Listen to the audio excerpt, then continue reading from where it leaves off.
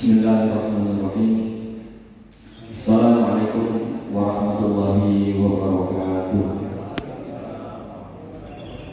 Bismillah. Alhamdulillah wassalatu wassalamu ala rasulillah wa ba'd. Alhamdulillah, bersyukur kita kepada Allah di pagi yang cerah ini Allah masih memberikan kita dengan ribuan nikmat, di antaranya nikmat sehat, nikmat kesempatan, nikmat kekuatan, dan yang paling utama nikmat iman dan Islam, sehingga dengan nikmatnya hingga pagi ini kita bisa istiqomah untuk terus beribadah kepada Allah Subhanahu wa taala. Untuk masuk kepada Allah, maka kita ucapkan tahmid hamdalah bersama-sama. Alhamdulillahirabbil alamin. Sallallahu salam kita hadiahkan kepada Rasulullah Muhammad sallallahu alaihi wasallam. Qaulina Allahumma shalli ala sayyidina Muhammad wa ala ali sayyidina Muhammad. Assalamualaikum ya Rasulullah. Assalamualaikum ya Habibullah. Majmu'ah subuh yang dimuliakan Allah Subhanahu wa taala, alhamdulillah kita sudah di bulan Maulid. Ini menandakan bahwa bulan kemuliaan, bulan di mana Maulidur Rasul di surau, di mushola hampir dibacakan sirah Nabawi, sejarah Nabi. Pagi ini insyaallah kita akan mengkaji tentang nasaih ibad ataupun nasihat untuk para hamba. Qala al-mu'allif rahimahullah ta'ala wa nafa'ana bi 'ulumi fid dharain amin ya rabbal alamin. Maqalatul ula, ada maqalah yang pertama, Maruya an-Nabi sallallahu alaihi wasallam anhu qala Faslatan ila syai'a afdalu minhum al-iman billah wa amrul muslimin.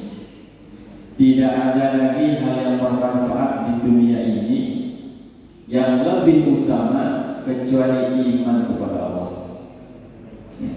Mengapa demikian? Karena sejatinya manusia ini hidup hanya untuk menunggu kematian. Tidak lain kita dihidupkan oleh Allah di dunia ini hanya untuk mencari amal. Maka amal itu tidak akan diterima kecuali dengan al-imanu billah, kecuali iman yang kokoh kepada Allah Subhanahu wa taala. Lebih-lebih lagi di abad milenial ini, terkadang ujian kita banyak, permasalahan kita banyak. Jika tak kuat iman kepada Allah, maka ini bisa lepas iman kita. Sebagaimana disabdakan juga oleh Rasulullah, sayati zamanun ala ummati yafirruna minal ulama, kata Rasulullah. Nanti ada suatu masa umatku akan meninggalkan para ulama. Kemudian wal fuqaha, ada golongan umat Nabi Muhammad nanti yang meninggalkan ulama dan fuqaha, orang ahli fikih, orang yang paham agama, ahli fikih. Apa yang terjadi kalau umat sudah meninggalkan ulama dan fuqaha? Wa yabtalihumullahu fi salasat baliyat. Akan Allah uji 3 perkara. Ya, ketika umat sudah meninggalkan ulama dan fuqaha. Awalaha yarfa'ullahu al-barakah min kasbihi. Yang pertama yang terjadi ketika umat meninggalkan ulama dan fuqaha, Allah akan cabut keberkahan dari pekerjaan mereka. Maksudnya apa? Mereka bekerja setiap hari, tapi setiap hari memiliki permasalahan. Mereka punya uang yang banyak, tapi uangnya tak cukup untuk kehidupannya. Nah, ini makna barokah. Jadi awalaha, ketika umat sudah meninggalkan ulama, cenderung umat ini mengidolakan artis. Katakanlah ulama mengidolakan pemain sepak bola, bahkan meninggalkan idola Nabi Muhammad, meninggalkan ulama. Jelas apa yang terjadi? Kata Allah Subhanahu wa taala, kata Rasulullah, akan Allah uji, Allah akan cabut keberkahan. Tinggal kita saling introspeksi. Apakah benar-benar keberkahan itu hilang? Apa buktinya? Jika dalam hidup kita senantiasa masalah yang tak berkesudahan, tanpa ada solusi, bisa jadi kita pun hilangnya keberkahan dalam hidup kita. Bisa jadi kita tidak lagi berkiblat kepada ulama, kita tidak lagi berkiblat kepada Rasulullah, tapi kita berkiblat kepada dunia. Kita menggantungkan urusan kita dengan jabatan dan dunia. Inilah yang menjadikan hilangnya keberkahan dalam hidup kita. Nah, ini yang pertama. Kemudian saya di zaman akan terjadi suatu masa pada umatku ketika suatu umat ataupun umat Nabi Muhammad meninggalkan ulama dan fuqaha. Wasaniyatu yusallitullahu ta'ala alaihi sultanan zaliman. Akan Allah beri suatu kaum tersebut, umat tersebut, pemimpin yang zalim. Pemimpin yang zalim, pemimpin yang tidak adil. Ya, pemimpin yang terpilih, tetapi pemimpin tak bisa membawa kemaslahatan. Pemimpin yang bisa tidak memberikan manfaat bagi umatnya. Apakah terjadi sekarang di masa kita? Wallahu a'lam, tinggal simpulkan sendiri. Nah, ini berdasarkan Rasul. Saya ulangi, apa yang terjadi ketika umat meninggalkan ulama, umat meninggalkan fuqaha, umat tidak lagi mengidolakan Nabi Muhammad, akan Allah beri pemimpin yang zaliman. Zalim itu apa? Zalim itu adalah orang yang tidak bisa menempatkan pada posisinya. Pemimpin yang tidak bisa memimpin masyarakatnya, pemimpin yang tidak bisa membawa amanah masyarakatnya. Nah, ini yang kedua. Watsalisatu yakhrujuna minad dunya bi ghairi iman. Dan yang paling parah, ketika umat Nabi Muhammad meninggalkan ulama dan fuqaha, yang ketiga yang terjadi adalah yakhrujuna minad dunya, dia meninggalkan dunia bi ghairi iman, tanpa iman. Nauzubillah. Maka kembali kepada nasihat yang pertama, tidak ada yang lebih utama di dunia ini kecuali iman kepada Allah, wan naf'u lil muslimin, dan kita bermanfaat untuk orang Islam, dan hidup kita bisa digunakan banyak manfaatnya orang-orang sekeliling kita. Ingat kemuliaan kita dengan Allah dan dengan manusia. Dengan Allah menjaga ibadahnya, menjaga imannya. Dengan manusia dengan berbuat kemaslahatan, bimalihi dengan hartanya, atau dengan perbuatannya, ilmunya, atau dengan akhlaknya. Jadi kesimpulan yang paling utama dalam nasihat yang pertama ini kita renungkan, yang harus kita jaga iman kepada Allah. Ya, iman, terkadang iman ini pada sekalian naik turun, naik turun. Jangan sampai ekonomi turun, iman turun. Nah, ini butuh ujian kepada kita semua. Jaga iman kita. Kemudian wanaf oleh muslimin, mari kita berbuat yang mendatangkan kemaslahatan. Jangan sampai hidup kita hanya cukup makan, tidur nyenyak, makan enak, kemudian besok bangun pagi lagi tanpa berbuat kemaslahatan. Apalagi kalau kita tengok dari segi kajian ekonomi untuk di negara kita, dikatakan agak sulit untuk masyarakat bawah. Inilah apa yang paling tepat kita untuk berbuat kemaslahatan. Apa yang kita bisa, itulah yang kita berbuat. Wa may ya'mal mithqala dzarratin khairan yarah. Barang siapa yang berbuat meskipun itu kecil, ya Allah akan melihatnya. Nah, inilah nasihat yang pertama.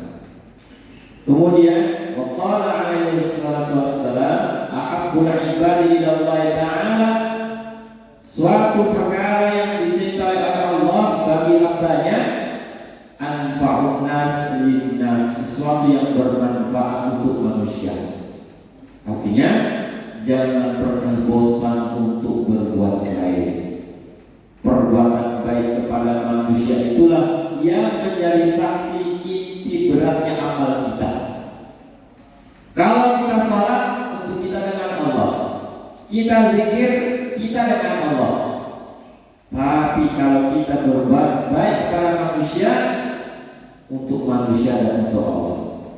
Nah, ini artinya kita harus punya juga nilai sosial yang dicintai Allah berupa berbuat baik kepada manusia. Wa afdalul a'mali idkhalus surur, dan amal yang paling utama idkhalus surur ala qalbil mu'min, memberikan kebahagiaan hati seorang mukmin. Seperti apa? Kalau memang dia lapar, kasih dia makan. Nah, itu maksudnya. Maksudnya apa? Sayanglah kepada orang miskin. Bahkan ketika ketika sholat Jumat, ya ma'asyiral muslimin wa zumratal mu'minin rahimakumullah, ruya Abi Hurairah radhiyallahu anhu qala Rasulullah sallallahu alaihi wasallam, inna yaumal jum'ati sayyidul ayyam yauma hijjul fuqara atau yauma idul fuqara. Hari Jumat itu hari rayanya bagi fakir dan miskin.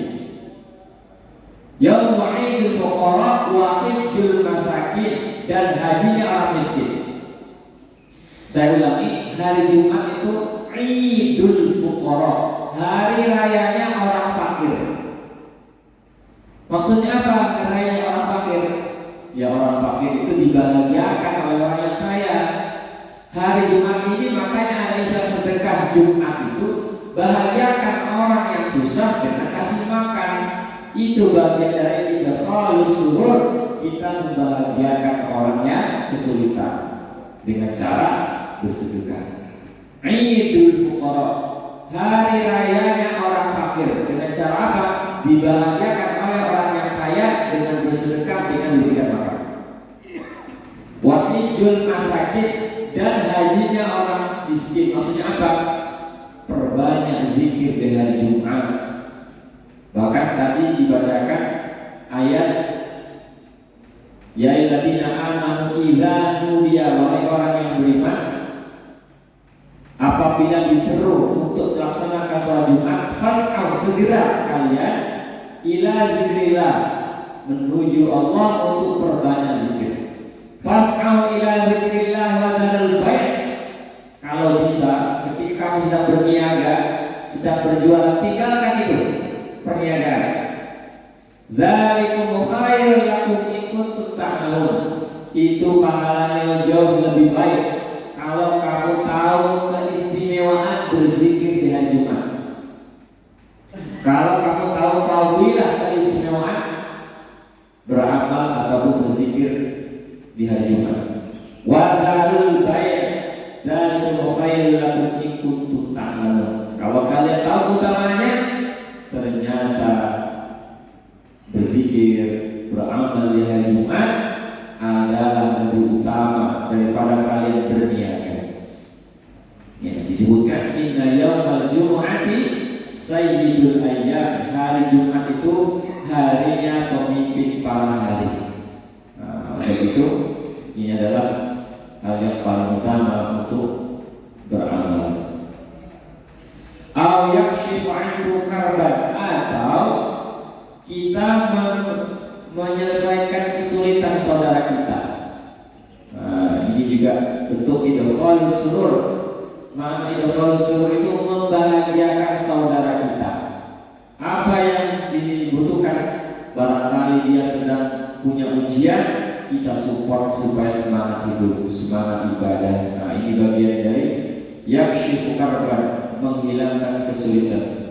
Au yaqdilahu dainan, atau kalau memang dia kesulitan punya hutang, selesaikan hutangnya. Nah, ini lebih utama lagi. Kalau memang kita punya harta, itulah dia.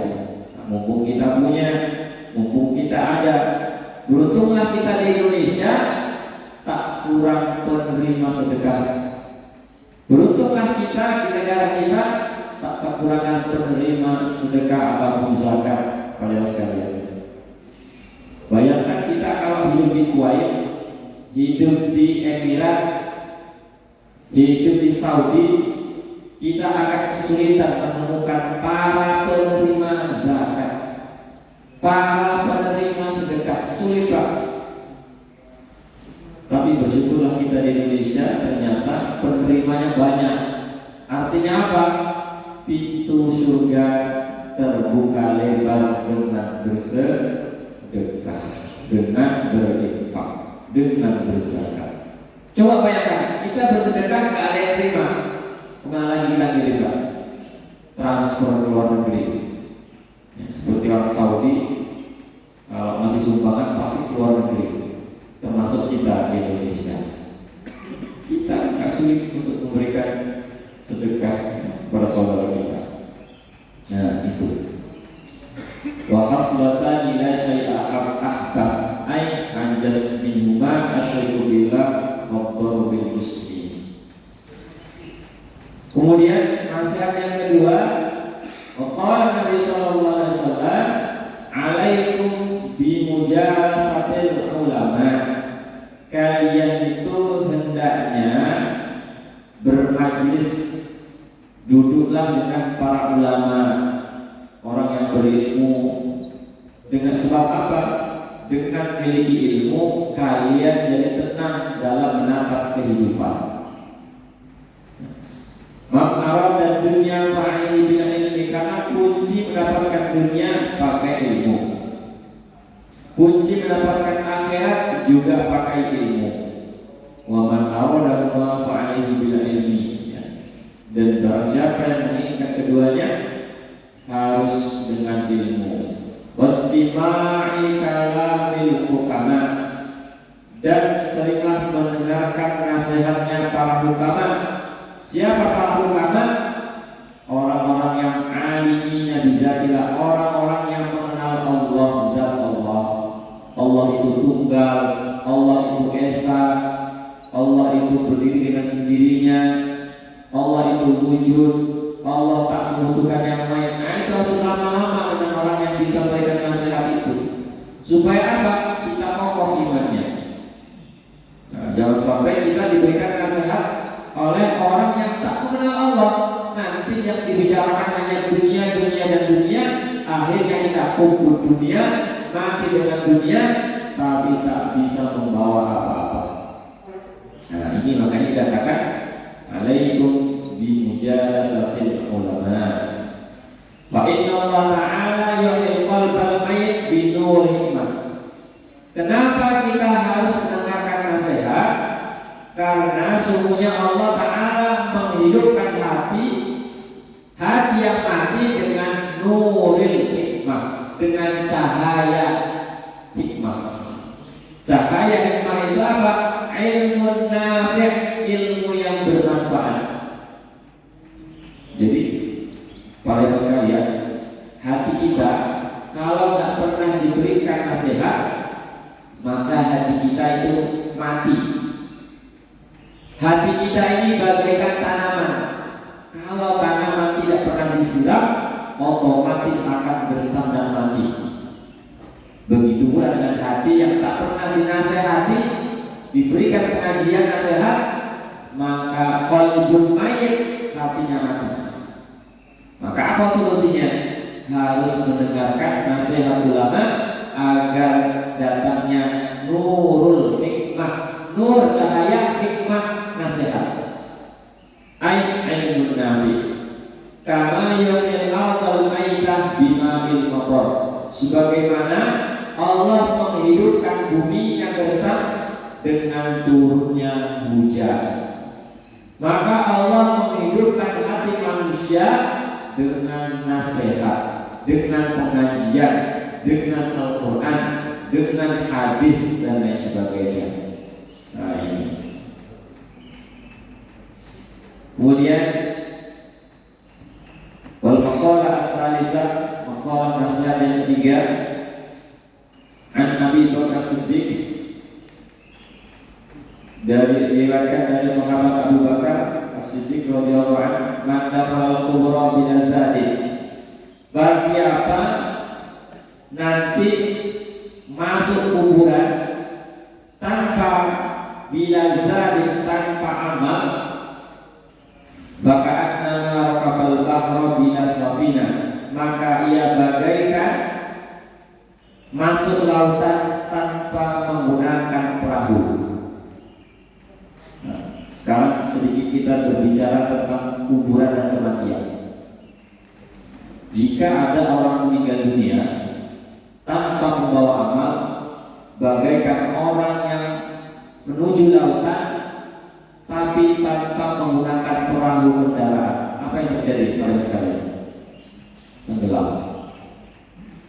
Begitu pula kita nanti akan memasuki kematian, memasuki alam selanjutnya setelah kehidupan dunia kok dan membawa amal, maka bagaikan kita menyeberangi lautan tanpa menggunakan perahu kapal. Yang terjadi kita akan tenggelam. Jangankan sana-sana, baru masuk kita sudah mati. Kita akan punya kehidupan lagi. Artinya di kehidupan yang baik ini, mari kita persiapkan amal soleh atau amal soleh. Apa yang terjadi? Fayahramuharakan, maka yang terjadi adalah kalian akan mati tenggelam. Kalian tidak akan bisa mengarungi lautan. Kalian tidak akan bisa menyeberangi lautan. Nah, itulah yang terjadi. Mal mayitu fi qabrihi illa kalawakal muhawith ay talib al-alli aywas. Kemudian nasihat yang keempat, wal maqal Arabi'an Umar, diriwayatkan dari Umar radhiyallahu anhu an Nabi sallallahu alaihi wasallam qala Jibril sid li hasanatil umr faqalu law kana al-bahru, kalaulah kalian tahu lautan itu dijadikan tinta, wasyajaru aqlaman, kemudian pohon-pohon dijadikan pena, lama hasalullah faqala sibli hasanatin Abi Bakar, umur hasanatun min hasanati Abi Bakar, izzid dunya bil mal wa anil akhirah bisolihil a'mal, fala taqwa umur dunya wa tusa'illa bil umur wa taqwa umur akhirah. Artinya kebaikan itu hanya dengan amal, dan tidak ada keutamaan amal illa bil taqwa, wala tusrifu illa bil amwal wala taqwa. Tidak ada kemaslahatan kecuali dengan takwa kepada Allah Subhanahu wa taala. Nah, ini adalah nasihat yang keempat. Kemudian al-maqala al-khamisah an Utsman, haqqud dunya zulmatun fil qalb. Kesenangan dunia merupakan gelapnya hati. Nah, ini. Wa haqqul akhirah nurun fil qalb. Sedangkan kesenangan akhirat merupakan cahaya di dalam hati. Al-haznu fil umuril muta'alliqah. Yang selanjutnya, kesedihan yang berkaitan dengan urusan dunia menjadikan kita merasa gelap di dalam hati kita. Saya ulangi, kesedihan masalah dunia itu akan menjadikan gelapnya hati kita. Nah, mengapa demikian terjadi? Karena kita menggantungkan urusan dunia ini hanya dengan dunia. Ketika kita menggantungkan urusan dunia dengan dunia, menggantungkan urusan dunia dengan harta dan jabatan, maka yang terjadi adalah semakin gelapnya hati kita, wajib sekalian. Artinya apa? Jangan jadikan dunia ini lebih besar angan-angan kita. Maka doanya, Allahumma ya Allah la taj'al dunia, ya Allah jangan jadikan dunia akbar, lebih besar angan-angannya ya Allah, wala ablaghu ilmina, sedangkan aku tak sanggup ilmunya. Maksudnya apa? Jangan terlalu tinggi angan-angannya dengan dunia. Ambil secukupnya. Ibarat kita makan, ambil hari ini kita makan cukup satu porsi, alhamdulillah, sudah, yang lain simpan. Jangan sampai berangan-angan aku mau makan 10 piring pagi ini. Ini berlebihan, tidak baik. Ini yang menjadikan semakin sulit dalam mengarungi kehidupan dunia. Ya. Jadi kemudian wal hazna fil umur muta'alliqah bil akhirah, sedangkan ketika kau merasa sedih untuk urusan akhirat, maka sesungguhnya hatimu bercahaya. Maksudnya apa? Jangan sampai ketika soal akhirat kita tenang-tenang saja. Udah, akhirat adalah tempat kembali kita. Akhirat adalah tempat rumah sesungguhnya bagi kita. Sedangkan urusan dunia malah prioritas utama. Ini kembali pada sekalian. Utamakan akhirat kita, dunia secukupnya. Nah, inilah kata nasihat ulama. Allahumma ya Allah, la taj'al dunya, jangan jadikan dunia akbar hammina, melampaui angan-angan kita. Ambil saja secukupnya. Ketika kita sudah diberikan santan, pangan, papan, maka kita adalah orang yang luar biasa yang diberikan oleh Allah kesempatan untuk meraih karunia Allah yang luar biasa ini. Kemudian nasihat yang keenam, An Ali radhiyallahu anhu karramallahu wajhah, man kana fi thalabil ilmi, barang siapa yang dalam hari-harinya mencari ilmu, kana jannah fi thalabil, maka sungguhnya dia menuju surga. Sebagaimana diperkuat dalam hadis yang lain, man salaka thariqan yaltamisu fihi ilman, sahalallahu lahu thariqan ilal jannah. Barang siapa yang menyibukkan hari-harinya untuk ilmu, sesungguhnya dia segera menuju surga Allah. Sesuai dengan yang diberikan sahabat Ali, barang siapa fi thalabil ilmi, dalam mencari ilmu, karena jannah, maka sesungguhnya sejatinya ia menuju surga Allah.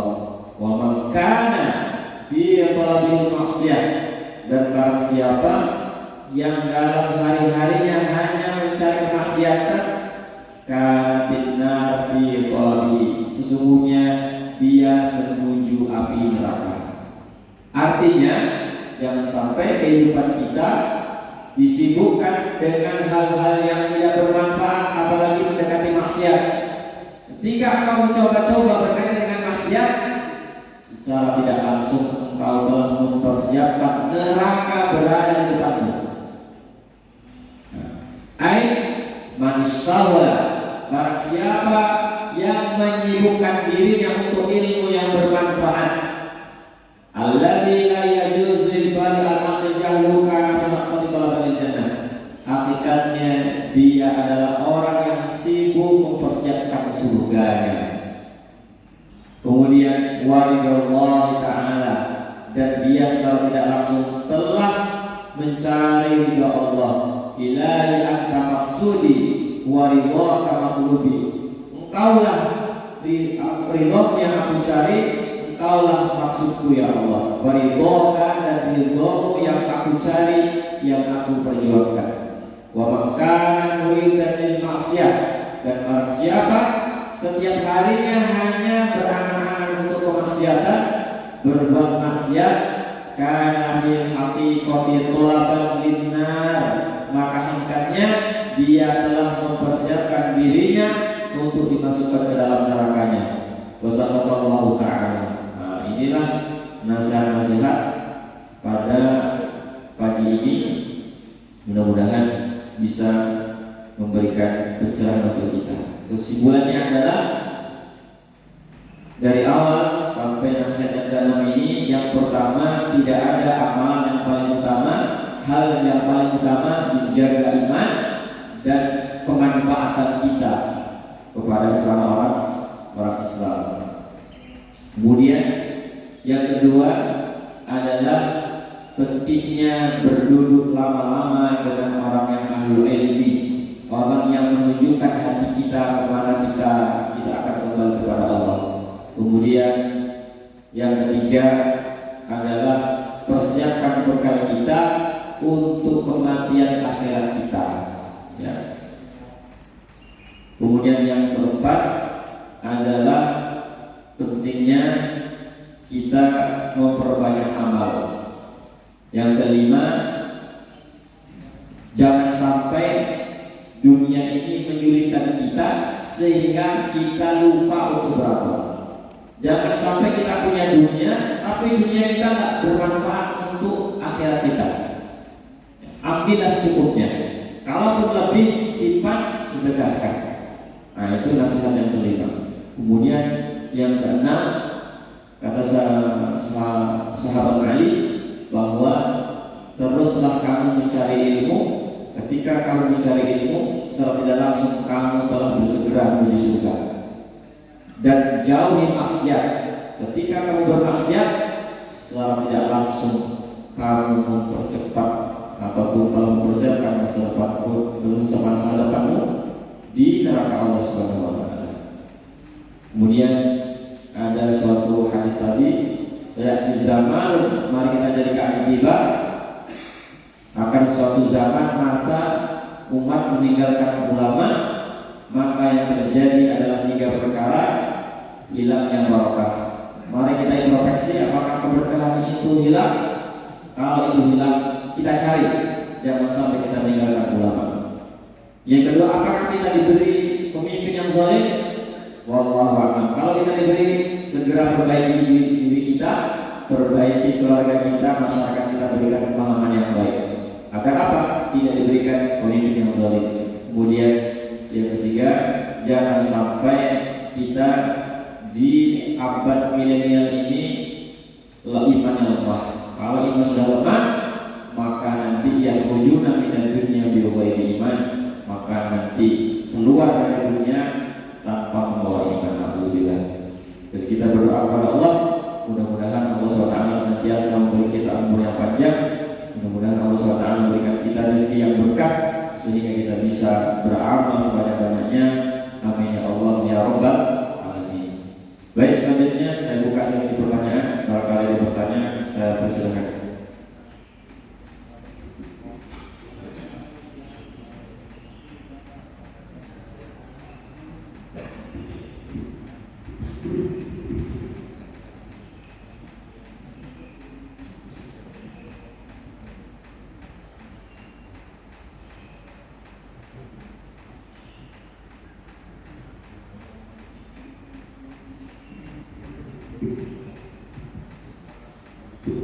Waktu suruh 5 menit lagi. Gak ada?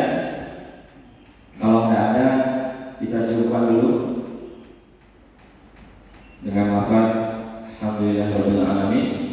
Subhanakallahumma wa bihamdika asyhadu an la ilaha illa anta astaghfiruka wa atubu ilaik.